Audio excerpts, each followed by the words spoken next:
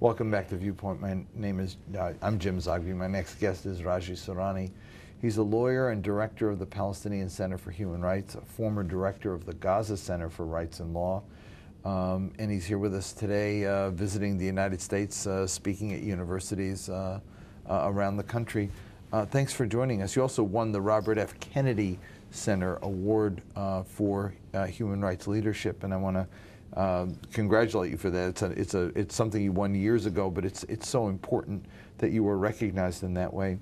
20 years after Madrid, 2 decades into this peace process, the situation in Gaza it remains horrific, and yet it's unknown. Americans just don't know. They say, well, the Israelis pulled out and Hamas took over, and that's the end of the story. Describe, if you can, the human rights and humanitarian situation on the ground. What is daily life like? What are the major problems people face in that strip of land? Gaza, 1.8 million people, 365 square kilometers. It's one of the most dense populated areas on Earth, if not the most. Sieged, sealed, no movement either for goods or individuals. It's rather mission impossible. And as well, maritime blockade on it. That's imposed by the Israeli belligerent occupation on the civilian populations who are entitled, according to international law and the Fourth Geneva Convention, for protection in the time of war, not peace. And actually, what's happening on the ground by the siege, it's inhumane, collective punishment, and illegal procedure being taken against Gazan people. The reason, or the excuse, I would say, Hamas. Mm-hmm.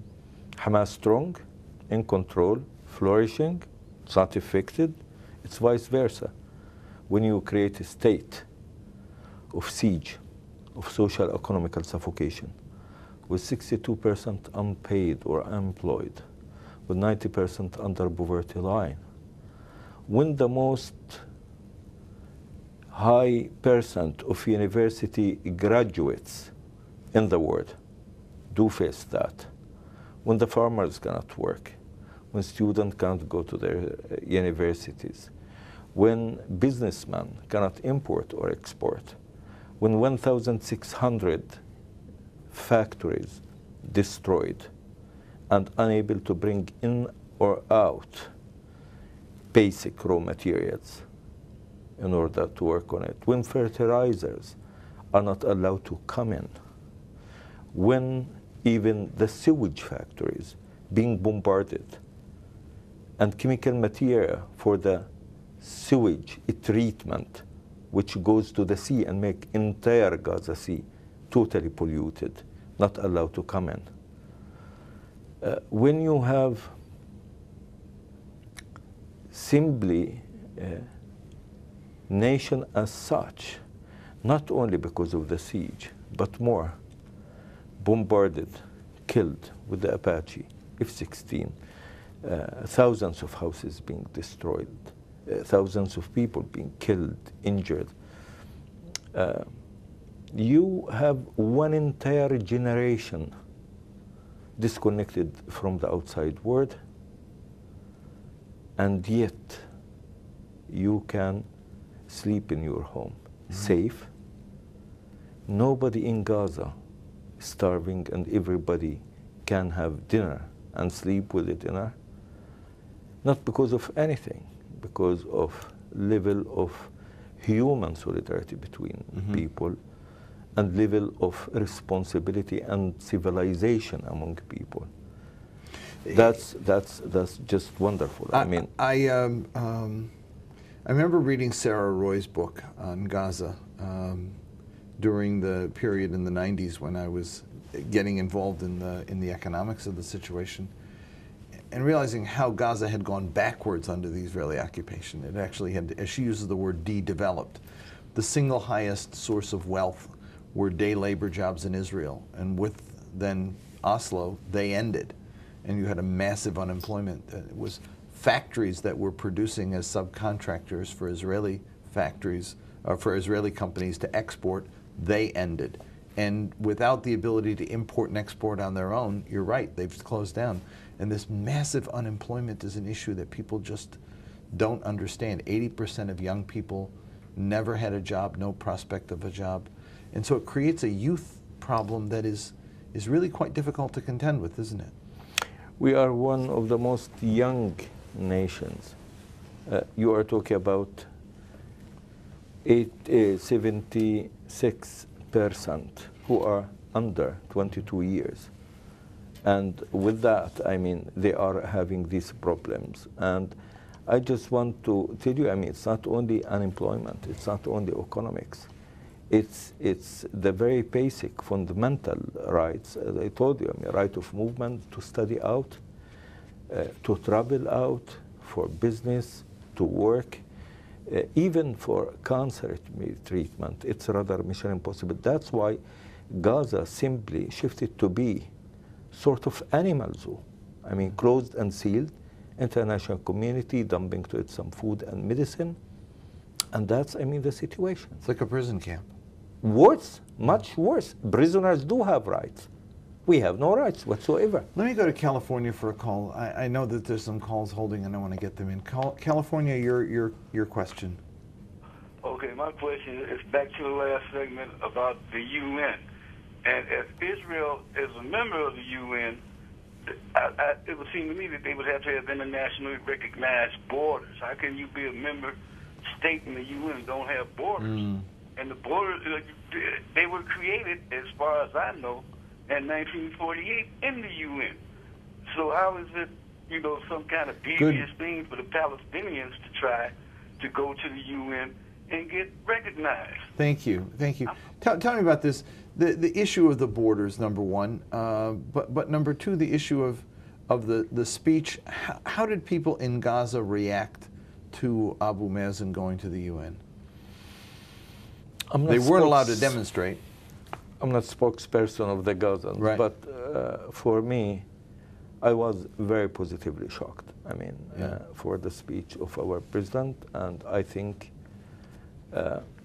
from the wall to wall, he has support for what he said. Yeah. It is a little bit late. Some think that, but I think it was very justified, very realistic, and it's needed to be said. Tell me about the Hamas government and their denying people the right to even demonstrate and support. That's bad and ugly, and we criticize that in Gaza, not outside. Even, I mean, people in some places were denied to put big TV screens, I mean, to watch the speech of... One of the things that you're here doing, I know, is talking about the aftermath still of the war in 2008, 2009, and the need for accountability. The Goldstone report was, I read it, it was devastating. Stories in there that have been uncontested. I mean, Goldstone himself raised issue with one point, but there are too many parts of that story that have not been contested. And yet there's been no accountability. There've been no one has been held responsible for the things. You represent many clients as an attorney. Do you still hope for accountability? Is it something? Is it an errand you think will come to no positive end? You just do it because you have to do it, or do you still have hope that there will be some responsible courts that will hear these cases? Human rights lawyers, romantic revolutionaries, dreamers, always, they have to believe in rule of law and justice. And that's what we try to work. When you represent victims, and these victims looking straight to your eyes, they, their families, and you are entitled to defend them with simple logic, the logic of rule of law and the human rights. Of course, we didn't resort to Goldstone from day one.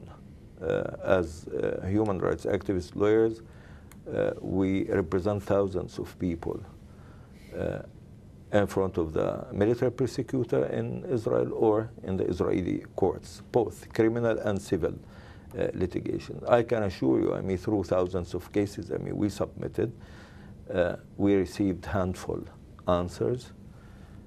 Maybe in 2 cases, one for a credit card has been accountable and one for using a human shield. Otherwise, I mean, no Israeli has been accountable. The Goldstone reports regarding facts, standards, and conclusions, nothing in it new or unique or special. All what they said there, it was stated simply with the Human Rights Watch, ICJ, International Commission of Jurists, or the FIDH, Amnesty International, Palestinian Israeli Human Rights Organization. They set it up. Yeah. What's unique at Goldstone report? 2 points. A, implementation mechanism and time frame. He said within 6 months, Israel should investigate and hold accountable any of those who were suspected of perpetrating war crimes or crimes against humanity. And if not, within 6 months, we are asking international community to proceed, meaning to refer the case to the ICC through Security Council. Actually, what had happened, we are 2.5 years, not 6 months. And in last March, the expert committee of Goldstone report concluded that Israel did nothing, I mean, in this regard, and they referred the report to the General Assembly in New York in order to refer it to the Security Council. We are here for that, as representative of victims seeking simple thing, rule of law and justice, because the alternative, the rule of jungle, Israel cannot be provided with legal, political protection all the way long. Thank you for joining us, Raji. It's a quite honor and pleasure. And when we come back, we're going to get an analysis of some recent developments in Yemen. We're going to talk to former U.S. Ambassador Barbara Bodine, former ambassador to Yemen, and we'll take some calls, so don't go away. Thank you.